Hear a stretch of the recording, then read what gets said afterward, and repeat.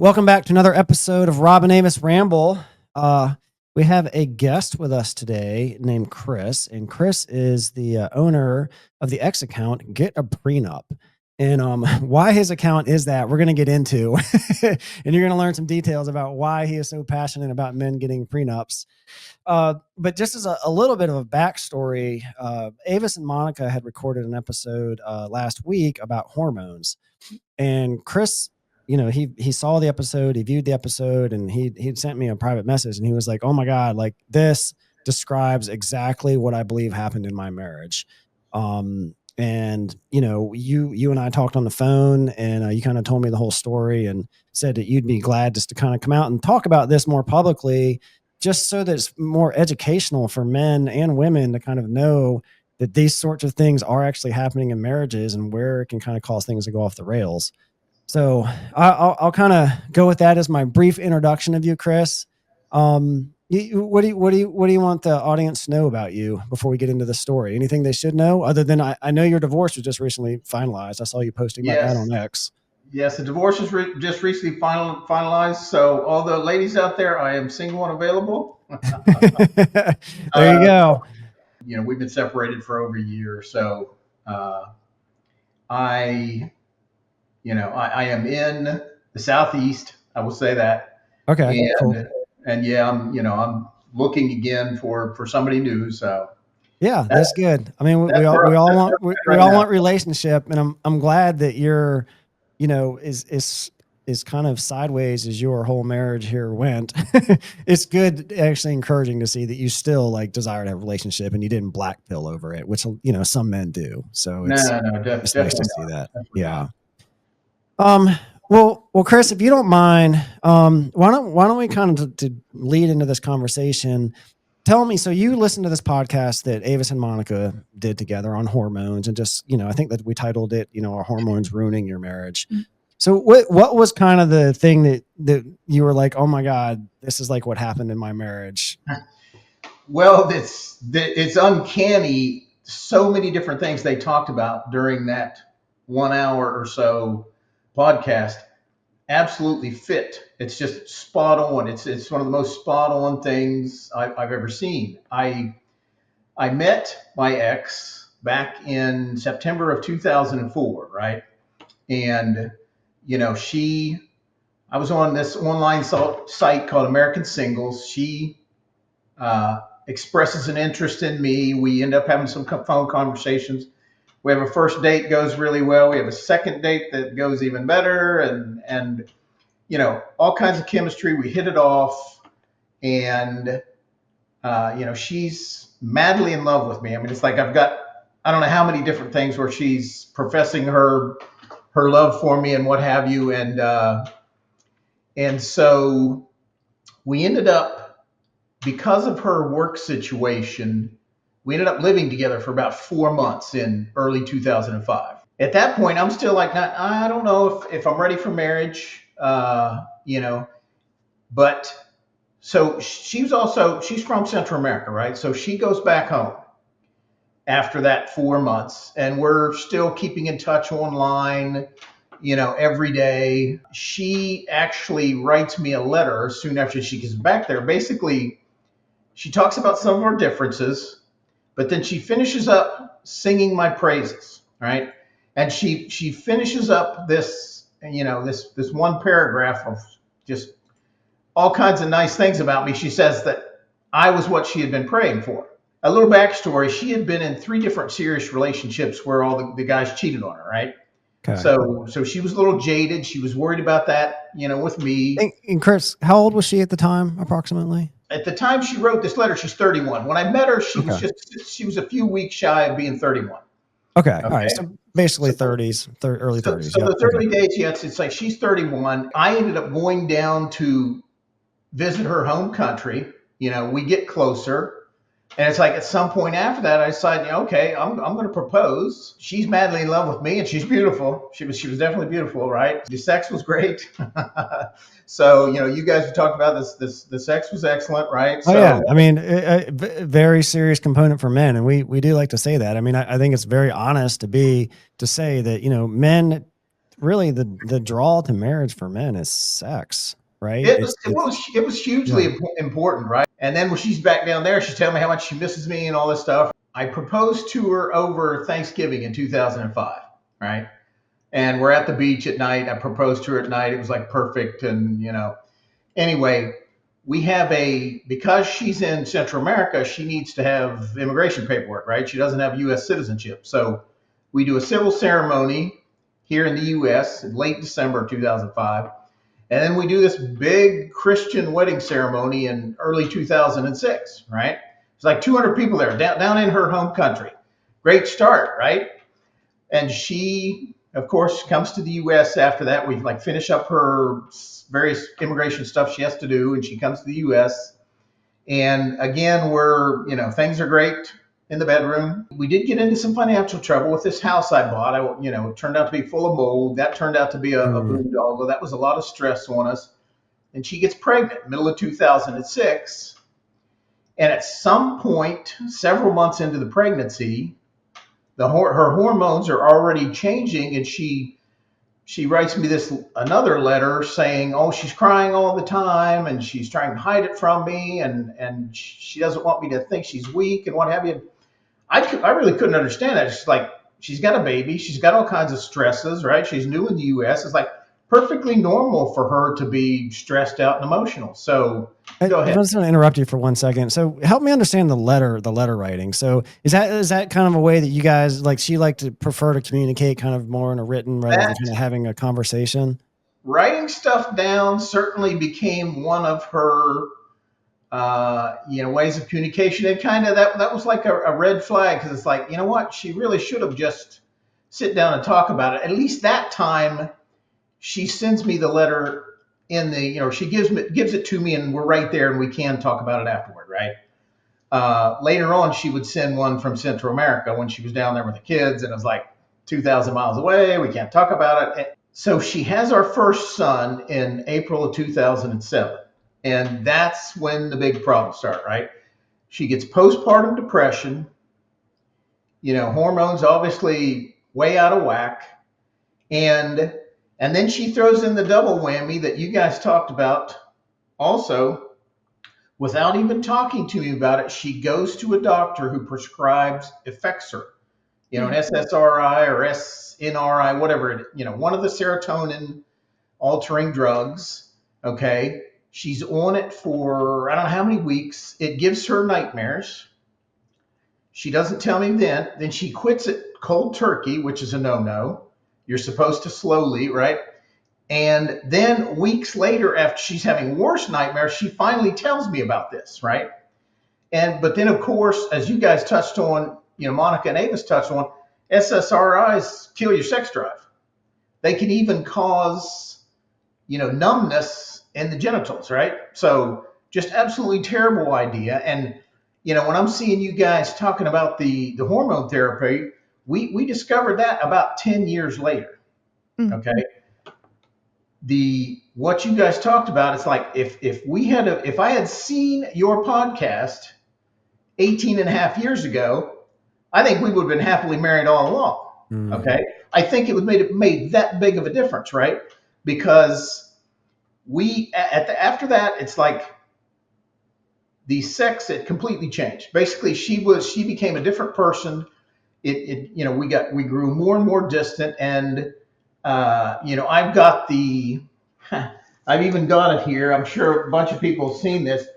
I got this last year, the 5 love languages, right? Yep. Yep. I had heard about this book before, and I thought it was corny, but I finally read it last year. It's like, you know what? This is not corny. This is actually spot on. Yeah, it's a pretty good book. My number one love language, physical touch, right? And one of the things that she said to me in that letter before I proposed was she loved how I was affectionate with her in public. And I love to be affectionate with her, right? I wanted to touch her all the time. But that's not uncommon for men. I mean, most men, that is the thing, right? Physical touch. Yeah. That's the thing we enjoy. Yeah. So, but she loses interest in the sex, and of course, right after childbirth, I'm not trying to rush back in, right? Because women have to heal, but she loses all interest, and it becomes we rarely have sex, and then she starts pulling away from the non-sexual touch as well, right? Hmm. So the distance between us just it gets worse and worse. The next time that she really makes an effort in 2010, she writes me another long letter.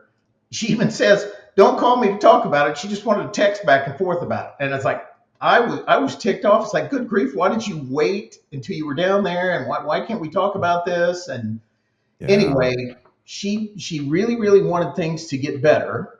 That was her main point. She and here's something else you guys have touched on. You know your wife being your own personal porn star. All right. Mm. I had a collection of Playboy magazines from back in the 80s and 90s that really bothered her, right? And I wasn't even looking at them. You know, it's not something I was getting out. It's like, she vastly over exaggerated that, right? But she, in that letter, the new rule, I had to get rid of them, which I did. But no surprise, that didn't solve the problems. Right. And the other thing, she had a we did have still were having relations. She had a second we had a second son born in late 2009, right? So now we got two kids, but for that second son, she got up to like 240 pounds during the pregnancy. And then after he's born, Which is quite large. I mean, no matter about yeah, how tall was she, Chris? she's 5'6". 5'6". And Yeah. So, her okay. her weight when I met her, or when we got married, somewhere in the 145, somewhere in there, right? Okay. So she's gained close to 100 pounds. No. And the after our second son was born, the weight didn't come off, right? And it was not a priority for her. She after that, her probably, I don't know, her lowest weight was still somewhere, I think, in the 180s. And for many years, she was in the ballpark of 200, even above 200, right? And you guys have talked about this a lot too. And it also that all that extra weight also messes with the hormones, right? It's Yeah. Mhm. Well, and so not just the hormones, but just the, and Avis would probably better talk about this than me, but just the emotional kind of how they see themselves, right? Like they don't feel, if women don't feel good about themselves, they're not especially sexual. Yeah. exactly. That was a huge thing, and she said that many times, right? But it was never a case. You guys apparently, if you see Avis gaining weight, you will say something. I wasn't like that, and it's like I never, I encouraged my wife to exercise at the time, and I encouraged her to lose weight, but it was never like, oh hey, you're fat, you look terrible, anything like that. Nothing Yeah. remotely like that, right? And Chris, do you mind if I ask you? Because this like you've probably seen it because you follow us on X. I mean, sometimes we will talk about that topic, and and not being shy about kind of letting your wife know what expectations you have. And I get a lot of women yelling at me about that, but I'd like to just hear from you as we're kind of talking about it. I mean, why wouldn't you say something like that to her? I mean, what, from your point of view at that time, like you're saying, well, I'm encouraging you to exercise, which obviously has kind of like an underlying, you're like, hey, you kind of weigh a lot and you're not looking that attractive and you probably don't feel great about yourself, but like, why not be more direct? Like what was your, Well, she already had the self-esteem issues. She didn't even like to be photographed back when she was in good shape, right? Which I could never understand because, like, say, she's a definite nine in my book, right? She's a beautiful woman, and I don't understand why she had self-esteem issues in the past. I just know she did. I know she was like sensitive back then, so it was not something that I wanted to go hard on, right? I didn't want yeah. to I didn't want to put any extra pressure on her, but looking back, it's like, yeah, maybe I should have. Yeah. I don't know. I think from a woman's perspective, when your man is saying, "Oh, why don't you exercise? Why don't you eat less? Why don't you eat healthier?" We all know what you're saying and you're just not saying it. And that's almost worse, right? Like, "Oh, he just thinks I'm fat." That's what we're telling ourselves. "Oh, he just thinks we're fat. We're just so unattractive," right? And from my point of view and the way that we work, if he comes to me and he says, "Hey, I still love you, but that 5 pounds you've packed on is a little bit unattractive," and I'm like, "Okay, well, he still loves me, but he sees weight on me." So the two things can live together. Yeah, yeah. Well, at some point, it's there's so little sex, and here's one of the other things. If here's this other book I told you about. called For Women Only. This, when she wrote the letter in 2010, she said, all right, she said, I want you to read For Men Only. Okay. Same author. And then she says, I will read For Women Only. Okay. And those little yellow notes you see sticking out are where she finally read it last year. And I finally read both books last year, right? Neither one of us read the books back in 2010, which was a mistake. But this book stresses just how important sex is, and it says, men, husbands that are denied sex by their wives, they get angrier, right? Mm-hmm. And certainly, I'm a passionate person, so yeah, I was unhappy. So when we would have conflicts, yeah, I would yell. There were many times I would yell. Obviously that was not a good thing to do, but it's like Well, I, it's frustrating. It's a lot of frustration, and then like, what do you yes, do with that frustration, right? yes, And it's like, exactly. as men, we don't want to get physical with our wives, right? Because we're usually in a much, we're much stronger than they are. It's much easier to, we wouldn't want to get physical, and what that can turn into is more verbal, right? Yeah, it wasn't. It never came close to any physical violence. Nothing remotely close to that. But and here's the thing about her 2010 letter. That was like 6 years into our relationship. She never once mentions me yelling. Okay, Mm. she's not complaining about that at that point in time. She's complaining mostly about the Playboy magazines, and she mentions a few other things, right? But it's mostly that. Uh, but then things got worse. The sex got more infrequent, right? And things got worse. And yeah, I did start to yell. And her valid complaint that she threw out, after she filed the divorce, is years of yelling. And Mm. I believe that is a valid complaint. But at the same time, it's like she's seen all the research now, and it's not just this book, right? It's Right. you can multiple different websites. You go and look and find it. So what happens? And she's often accused me of exploding, right? Which I thought the term was a bit much, but there's a website I found her that spells out, literally says explode. It uses the word explode. Okay. And the other thing that she would do at some point, even though she's non confrontational with pretty much everyone else, and she's like a people pleaser, she has to be loved. She got very confrontational with me. And so that made Mm. it worse. And she would disrespect me in front of our kids. She would challenge my authority, my leadership. And so we got further and further apart, and she builds up this mountain range of resentment against me. And that's even there. In 2017, she finally gets on some testosterone pellets, and boom, we get back to the early days. Okay, every day, and sometimes twice a day, right? And I was like, well, this is great. After, I don't know, 4 or 5 months, she's like, oh well, she's still looking at herself in the mirror and saying, oh, I need to have the mommy makeover, and I'm not happy with my body, and yada yada. And so she stops the pellets, and it's like, at that point I should have said, look, no way, no way, don't stop them. No, even if we go plastic surgeon shopping the next year, and I should have told her, say, hey, look, we're not even going to consider it unless you stay on these pellets and we continue to have lots of sex, right? Because we're making up for lost time, literally like 10 years of lost time where Mm. we've had, you know, and, but I didn't say that. And it's like, if to any other man that's in this situation, it's like, absolutely get your wife to a hormone clinic, get them checked out, get that. And like Monica was saying, what was she was saying? T levels like around 150 or something like that for the woman. Is that what she was saying? That's Or somewhere between 1 and 150 he was talking about. that's probably a good level, right? Just based on my memory of the test, right? But anyway, we were having all that sex, and we got back closer together. She was looking at me differently, all aspects. And guess what? Guess what stopped? The yelling.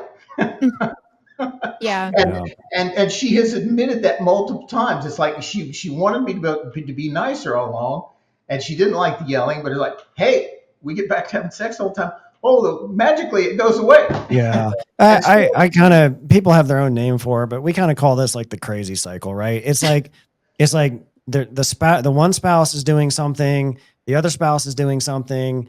And it's like, the only way that gets fixed is somebody has to do something different. Right. And in your guys' case, it's like the sex wasn't happening, and then you fix that, and voila, look at that. everything's fine again, right? It's like it fixes her issue because she feels more loved and she doesn't feel like you're yelling as much, and you don't feel like yelling because, right, you're not frustrated because of the lack of sex. Yeah. It's Oh, incredible. and not only did I not have time for any porn, I had no desire for any porn. Right? It's like Yeah. I'm getting it in the bedroom. I don't need to go and look at something fake when I've got the real Yeah. thing right And there. You know, Yeah. I appreciate you sharing that and saying that, because it is amazing to me the number of women that will interact on this topic and be like, no, like that's not it. Like men would prefer to have, watch porn than have real sex. And like, I just don't buy it. I don't think it's real. no, Like like men, like what man in his right mind is going to trade awesome, passionate sex with his beautiful wife for some rando on a screen? Like, it just doesn't make any sense to me. I'm not going to speak for all other men, but for me, it's like hell no, no way, not Yeah, even close. It's not even close. yeah, Yeah. So, you know, and it didn't even matter that she was still overweight, right? It's like, it's not like I've got to say, oh well, I'm sorry, honey, but you don't look like this bikini model, so yeah, I'm not, no, no. Yeah. So the fact that she was very interested and she was receptive and she was able to have lots of orgasms, right? So that that she didn't have to be. Obviously, for her health reasons, it would have been better, and for her own self-image, it would have been much better. But it was not a requirement for me by any means. Yeah. mm, Did the, testosterone, did you notice an improvement of your mood? Oh yeah, Because yeah, it yeah. has been noted to be, mood effective as well as, sometimes even more effective than SSRIs. Oh well, she's she was depressed for many years, and she went back to being depressed after she got off of them. And here's the thing: we go plastic surgeon shopping in 2018 in the United States. It's just like, wow, this is expensive, and it's going to be multiple rounds. She wanted breast reduction and lift, of course, the tummy tuck, and a Brazilian butt lift, right? So she's a Spanish speaker. Later on, she finds a doctor in Tijuana, okay, much lower price, and it's going to do everything in one shot, right? So with the travel expenses and the doctor expenses, basically, she finds this guy in 2019. She checks all these reviews on him and a bunch of other guys and decides on him. She has this consult, and he requires, all right, you're gonna have to maintain your weight for X number of months. I forget how long it was, in order for me to be willing to do the surgery on her. So she does that. She goes down to Tijuana, February 2020, gets all that stuff done, right? And it's a little over $10,000, but I pay for it, right? All along, I'll throw this in. My wife never worked, right? And I mhm, didn't want her to. I wanted her to be able to stay home, raise the kids, right? And I yeah. made a decent income, right? So she gets it done, and unfortunately, she looks a lot better, but unfortunately, that doesn't solve everything either.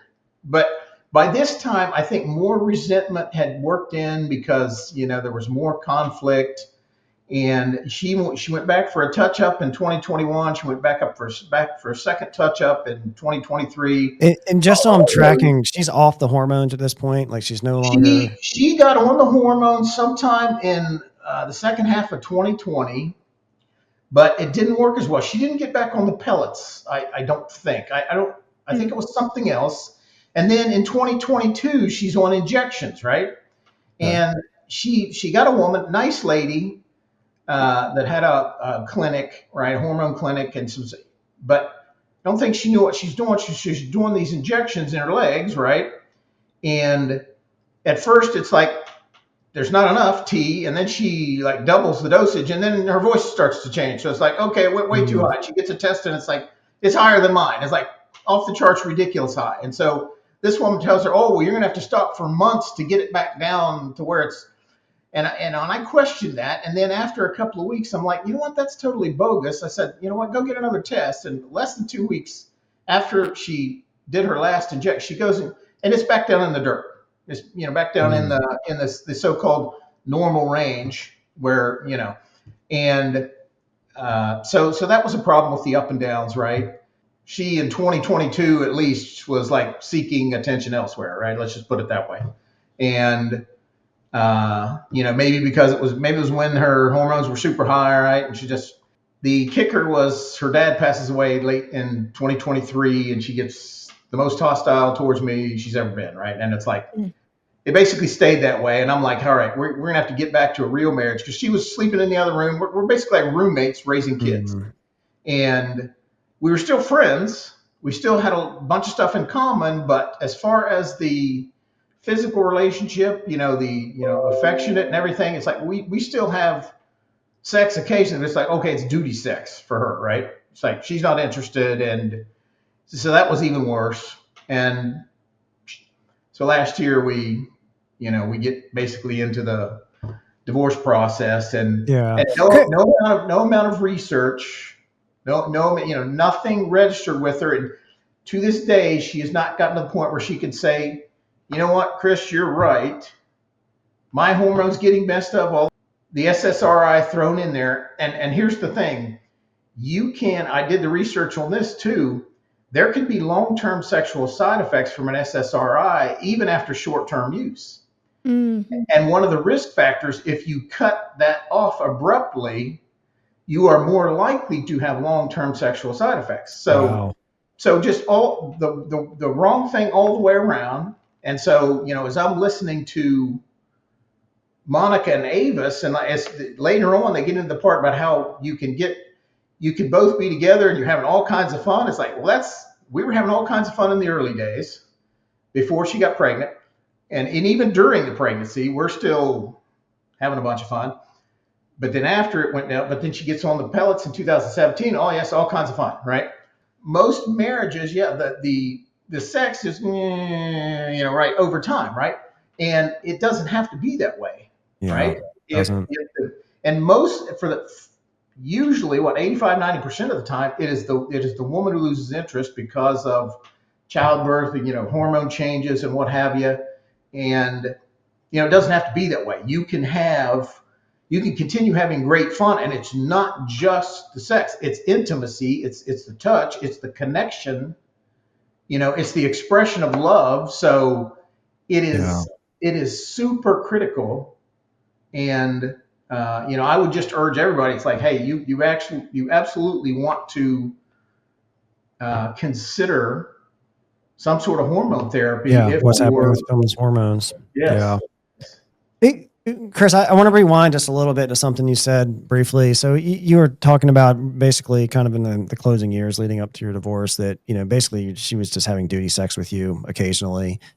And that was like, you were just kind of like, because I think, again, this is something that, I don't know, hopefully some women will listen to this and learn something as well. But, men, I talk about this a lot, like men enthusiasm is a big part of it. Right. And it's like, no man, like, we don't want duty sex, right? That's not what men want.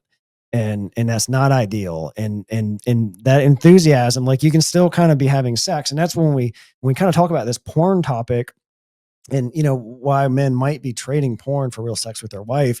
They're like, well, I'm giving him sex. Well, if you're laying there like a starfish, yeah, right, it's not really like enthusiasm. Yeah. It's like it's not that same kind of like dopamine that maybe they're getting from the porn. So I just want to that's an important point. I don't want people to miss, because I think it's very important, right? There's so many of these factors that are happening in marriages, and so many of these little things that maybe people aren't thinking about that are causing big problems. So it's not just sex; it's good sex. It's extremely important, and I'm going to plug this book again. It's like, yeah.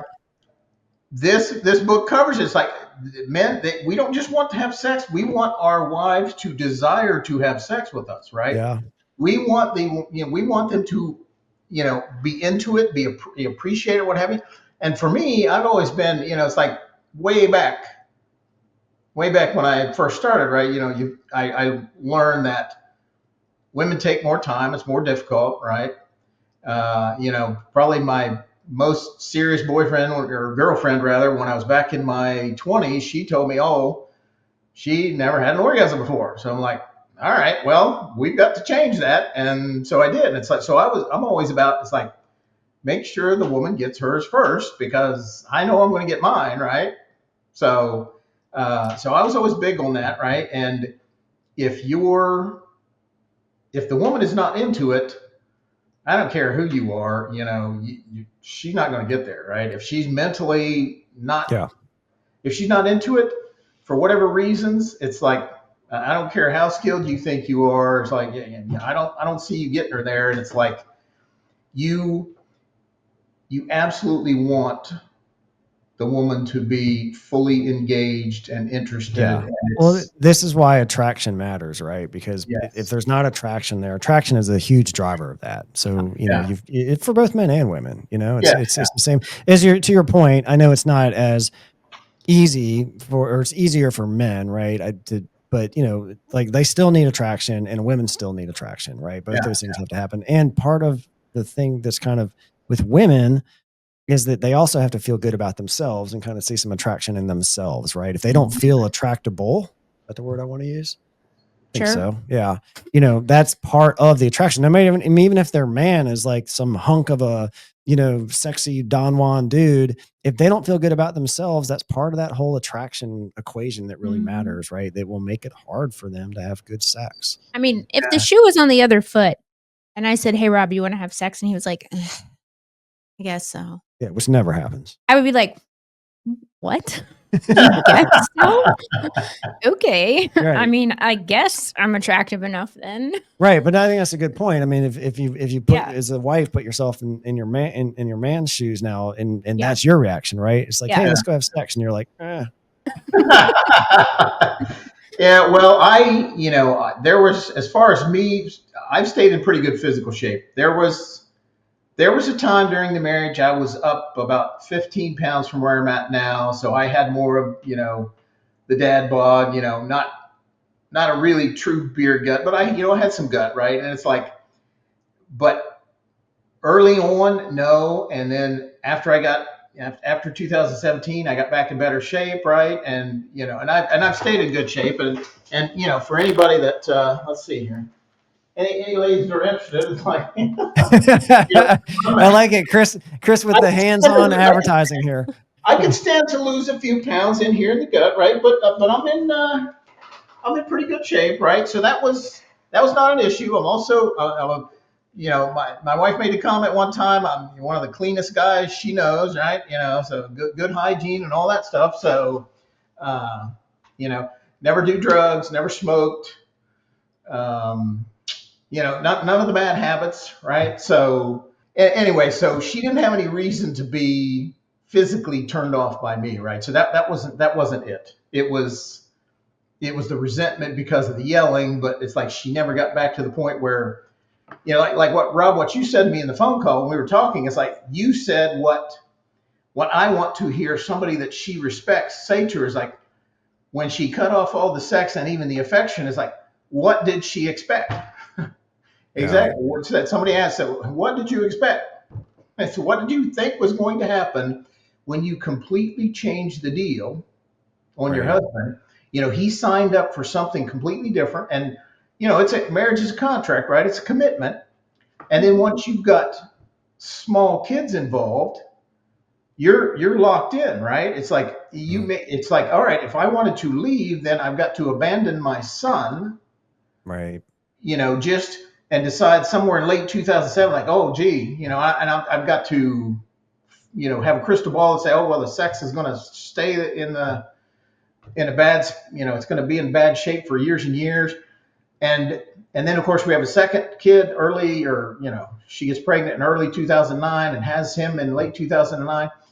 And now it's two kids, and it's like, so I'm going to leave and abandon two kids, and then I'm going to be paying child support and all this other stuff. So while I did not stay just for the kids, which is something she said, mentioned, oh, we just stay together for the kids. It's like, no, yes, I stayed because of the kids. It's like, if the kids weren't there, yeah, I would have left. We would have got a divorce.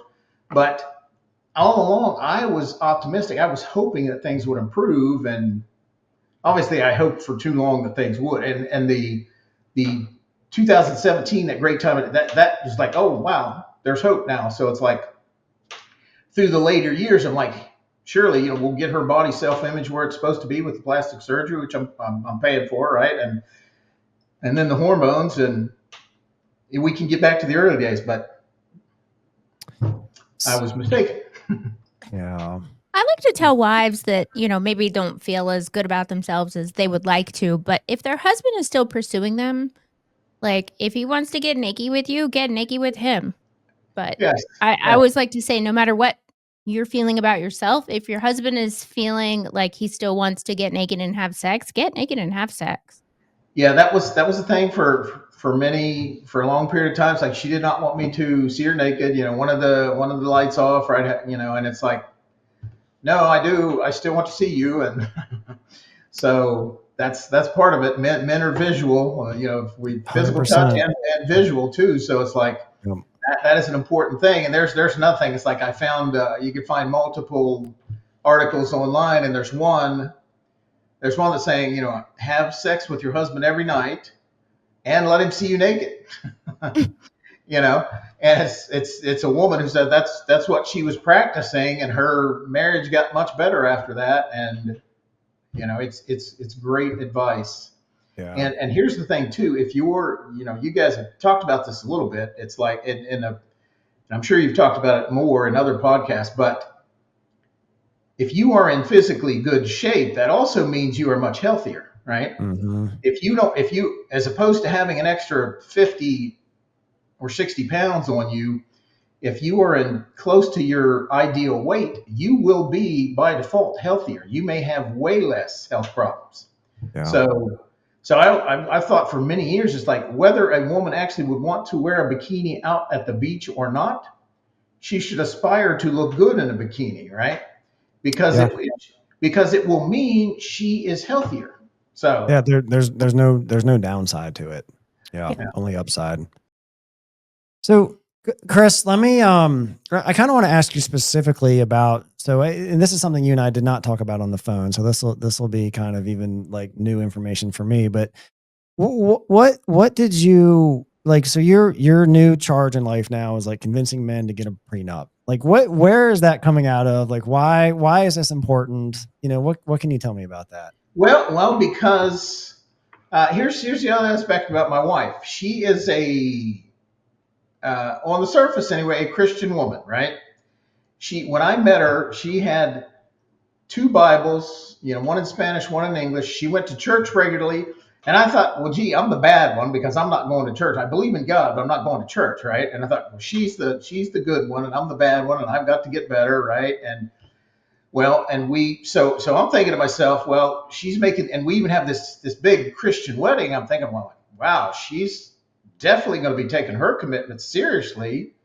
And she's not going to be someone that believes in no fault divorce. If she believes in divorce at all, right? She's not gonna be like that, right? She's going to honor her commitments.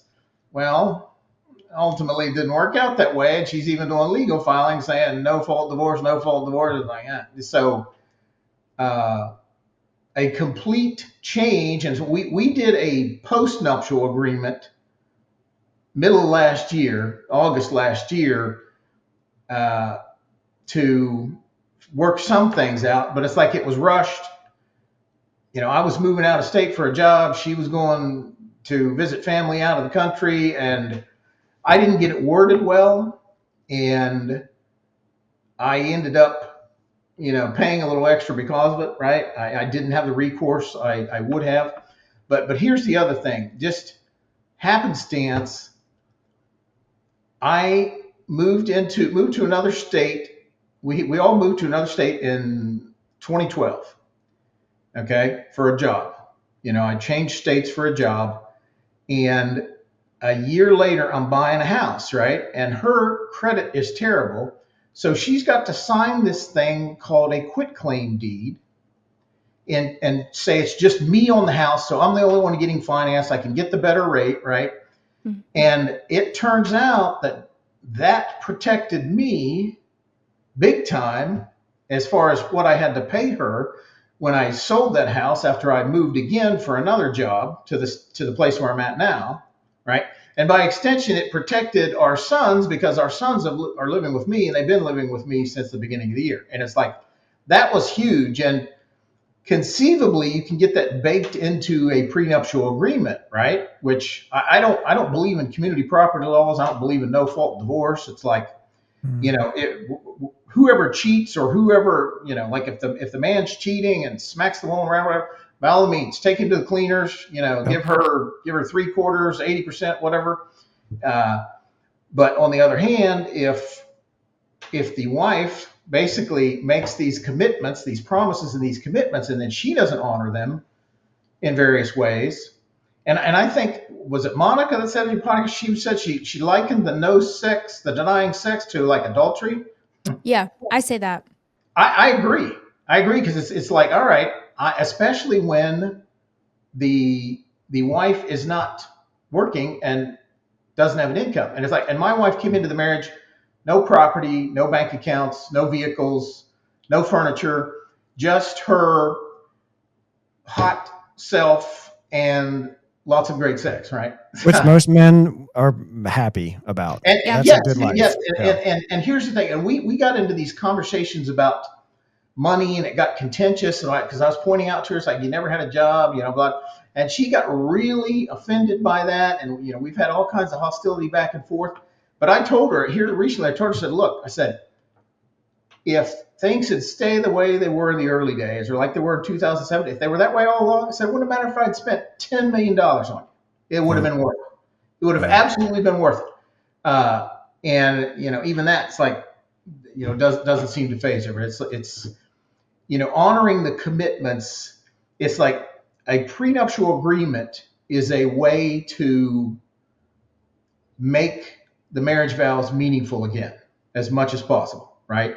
Because if you think about it, if you look at it on the surface, a no-fault divorce law, which pretty much all 50 states, I think, have them, I believe so.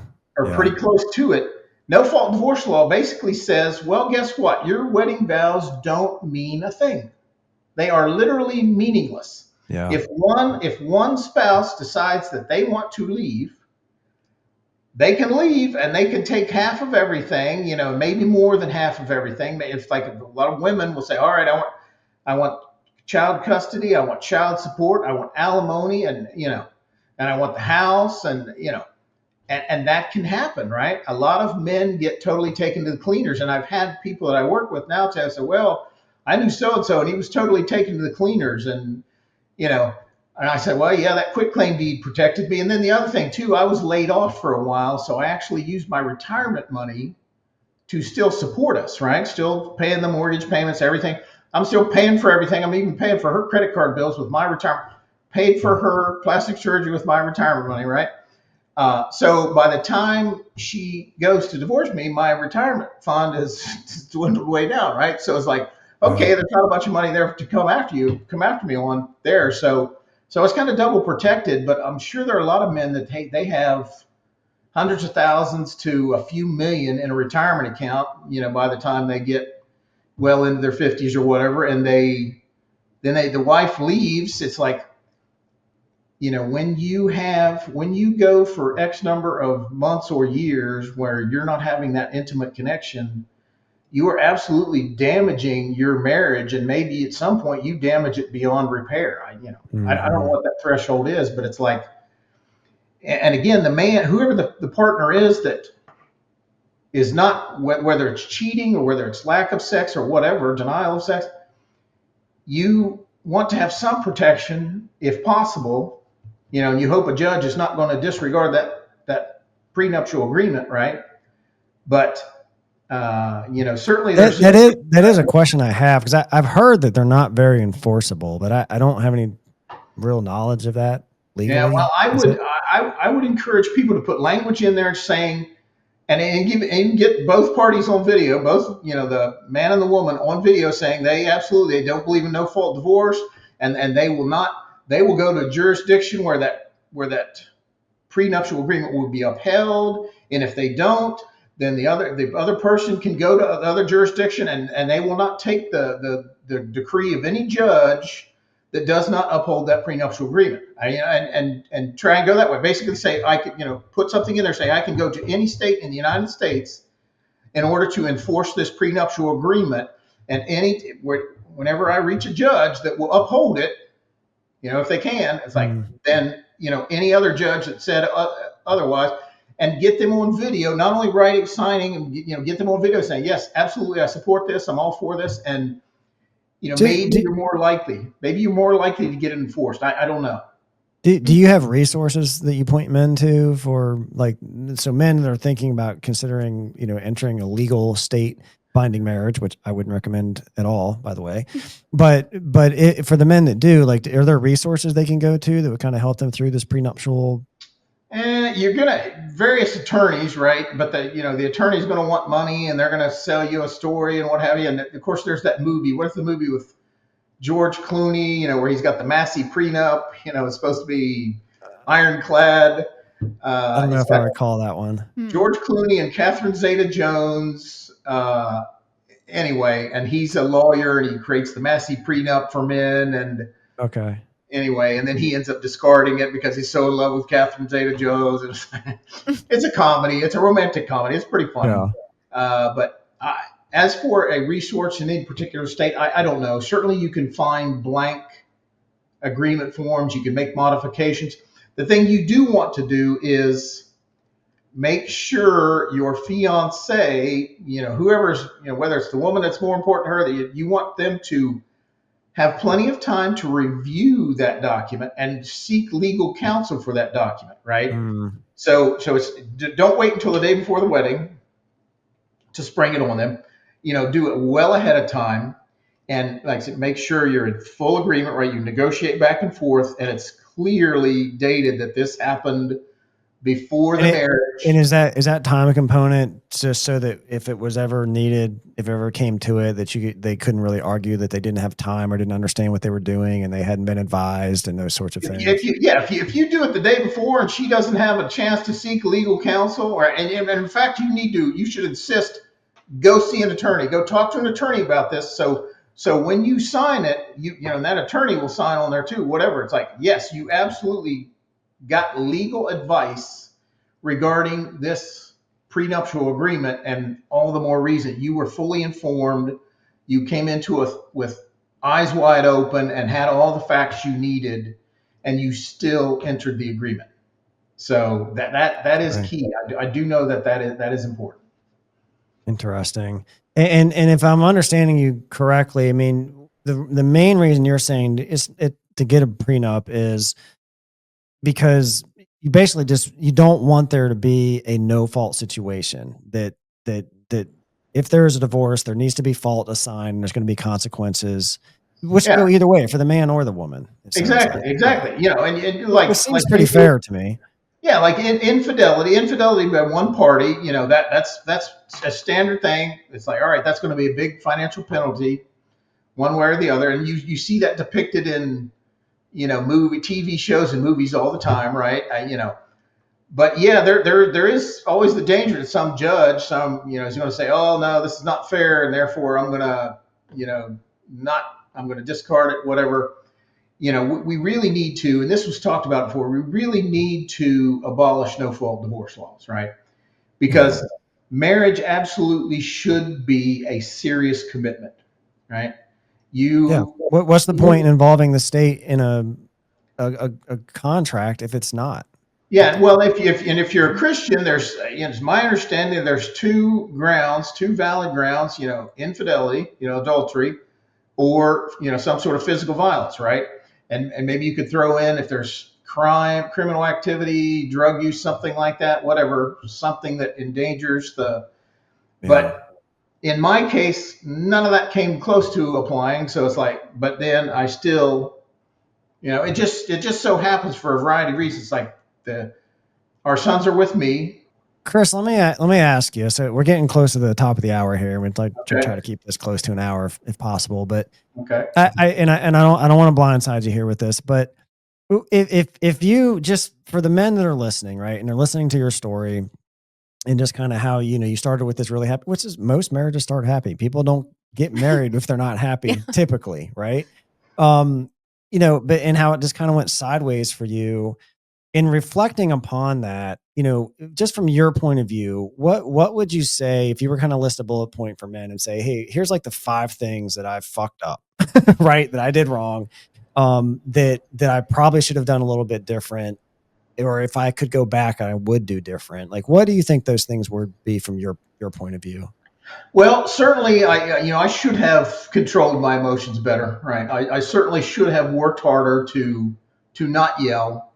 And here's the thing. I told you, she's terrible at communication. Well, I would go to her and try to talk to her, and then I would give up, right? Because she would stonewall me, right? But I should have been more insistent. And even if you have to go to some counselor or something, and if you do go to counseling, here's another thing: beware the counselors that are all about feelings, because Yeah. you don't want to get in with somebody that just wants to talk about feelings. And we had two different counselors. It's like, yeah, they just want to talk about feelings. You got to get into somebody that's going to lay the hard truths on people. The other thing would be, as far as the physical fitness, it's like absolutely stress that more. And of course, if it's you, by the same token, don't let yourself go either, right? You stay in shape. Both of you stay in shape, and you guys stress that already. So, Yeah. so that's a big one. Those are the big ones that come to mind. Those are Yeah. three that are so super critical. So Okay. I appreciate that, Chris. And I appreciate you sharing kind of your story, because I think, I don't know how many men or women are going to listen to this, but I know there's probably hundreds of thousands of men out there in that situation somewhere on this timeline that we've talked about that happened to you, right? That maybe they're near the beginning, maybe they're near the end, maybe they're in the middle. We don't know. But just you being honest and coming out and kind of talking about what you went through, maybe that will help one of them, right? Because maybe they can say, oh, I can see what's going on here that I didn't previously see because of this conversation. And maybe they can turn things around. I hope it helps more than one. I hope it, Yeah, sure. We always hope it helps more I hope than it ends one. up But helping yeah, a lot of people, So, yeah, and again, 100%. I just want to put, I'm single and available now. So, ladies. Yeah, yes, and let's don't overlook that. So Chris, now he's divorced. He's we appreciate him sharing this story with us. Yes. And don't forget, Chris is out here. He's he's available, ladies. Yeah. Yes. Yeah, I'm sure, like most men, he's got a type. If you're fit, single, that's important. And you're an enthusiastically sexual woman. Chris is all that he's there for you. Chris, thank you again so much for your time. Yes. Again, I hope this helps some women and some men, right? Both, because there's a lot of topics that were covered. So let's get it out there and let people give it a listen and see what it does for them. So thanks everyone for listening and following along, and we'll see you on the next one. Bye. Thank you.